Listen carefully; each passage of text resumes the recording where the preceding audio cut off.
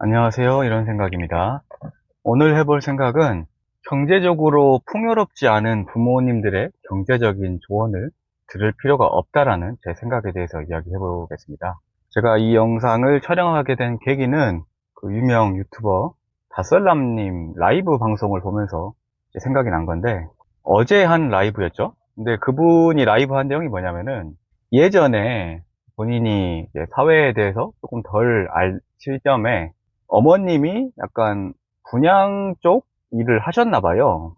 그런데 그 어머님께서, 다설라님 어머니께서 갑자기 인천에 있는 오피스텔을 분양을 받으라고 말씀을 하신 겁니다.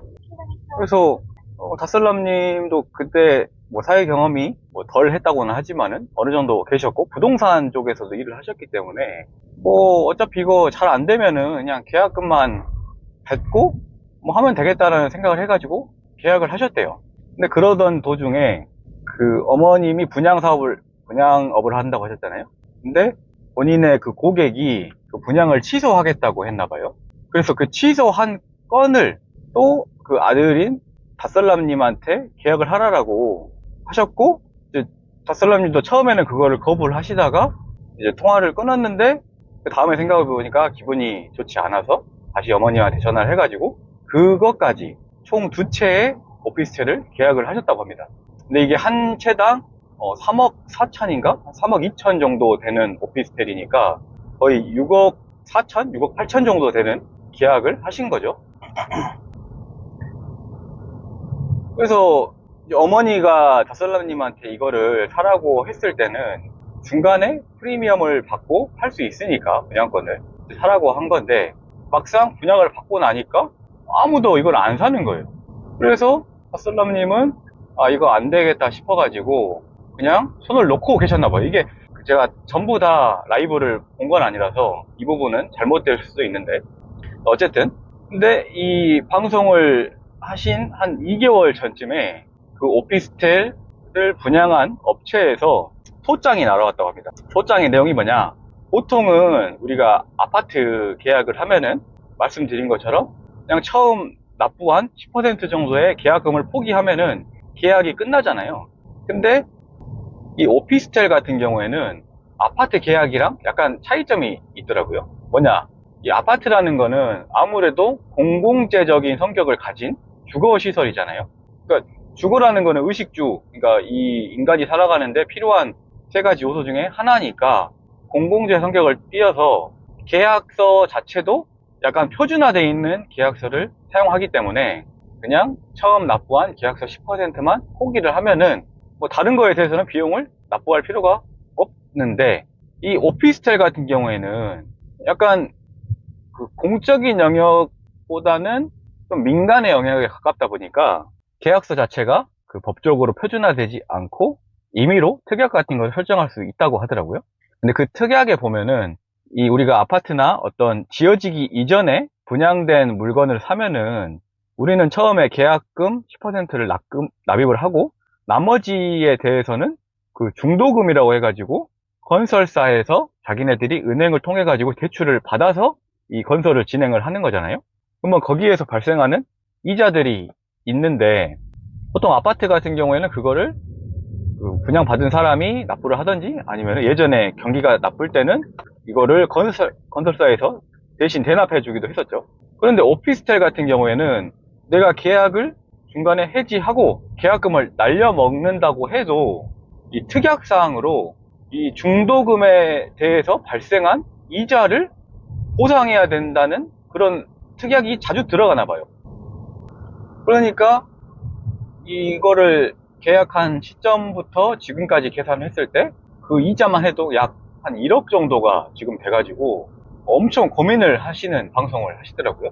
근데 제가 이거를 듣고 약간 동병상련 같은 감정을 느낀 게 뭐냐면은, 저희 부모님들도 사실 나쁘신 분들은 아니에요. 근데 다만 경제적인 부분에 있어서는 솔직히 말해서 저보다는 뛰어나지 않다라고 생각하거든요. 왜냐? 그분들이 한 4, 50년 살아오시는 동안 축적해 놓은 재산이 지금 제가 축적한 재산이랑 크게 다르지가 않거든요.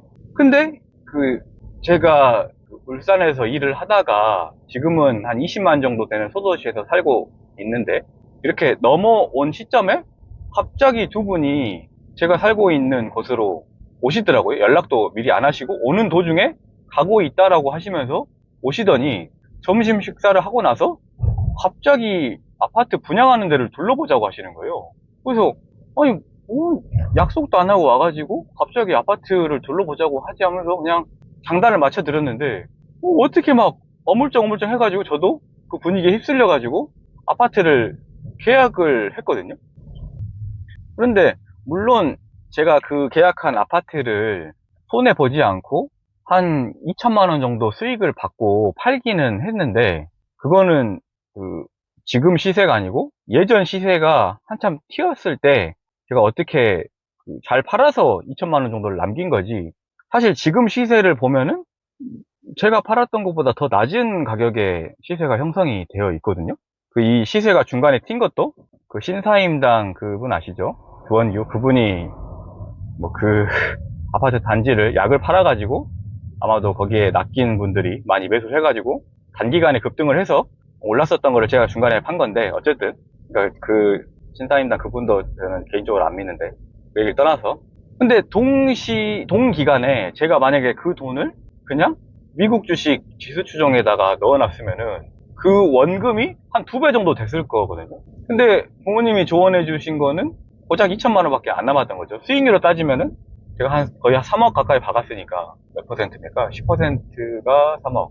한 7% 정도 수익이 되겠네요. 그러니까 제가 드리고 싶은 말씀이 뭐냐, 결론적으로. 일단 제 부모님이 저를 뭐 학대하지도 않고, 그래도 그분들 경제적인 사정 안에서는 최대한 노력을 해가지고 키워주신 거에 대해서는 굉장히 저는 감사해 하고 있습니다. 뭐 물려줄 재산이 없는 거에 대해서는 뭐 아쉽긴 하지만은 뭐 불만이 있는 것도 아니고요. 잘 키워주신 것만 해도 저는 굉장히 감사하고 있는데, 하고 싶은 말이 뭐냐, 이 부모가 아무리 자식이 잘 되라는 그 좋은 마음으로 이 조언을 해준다고 해도 막상 그분들이 이 경제에 대해서 잘 모르면은 결론적으로는 잘못된 조언을 해줄 수 있는 거거든요. 그리고 뭐 사기를 당했든 아니면은 실수를 했든지 간에 뭐든지 간에 그분들이 지금 현재 경제적으로 윤택하지 못한 상태라고 한다는 것의 의미는 뭐냐, 그 경제적인 어떤 선택 시기마다 안 좋은 선택을 했기 때문에 지금 경제적인 상태가 안 좋은 거잖아요. 그러면은 그분들이 안 좋은 결정을 내릴 확률이 높은데, 그분들이 단지 부모라고 해서 좋은 마음으로 조언해 준다고 해서 그냥 믿어야 되냐 하냐고 하면은 저는 개인적으로 그러지 않아야 된다라고 생각을 합니다. 차라리 그런 분들은 그냥 비싼 뭐 강의를 들으라는 말이 제가 아니고요. 그냥 미국 주식 지수 추종에만 담아놔도 연평균 한 10% 정도 수익률을 얻을 수 있으니까, 내가 공부를 하기 전에 잘 모르겠다, 그리고 내 부모님이 그렇게 경제적으로 윤택하지 않으시다라고 하면은 그냥 미국 지수 추종에다가 자기의 재산을 투자하시길 바란다는 의미에서 이렇게 영상을 촬영해 보았습니다. 네, 오늘도 영상 시청해 주셔서 감사합니다.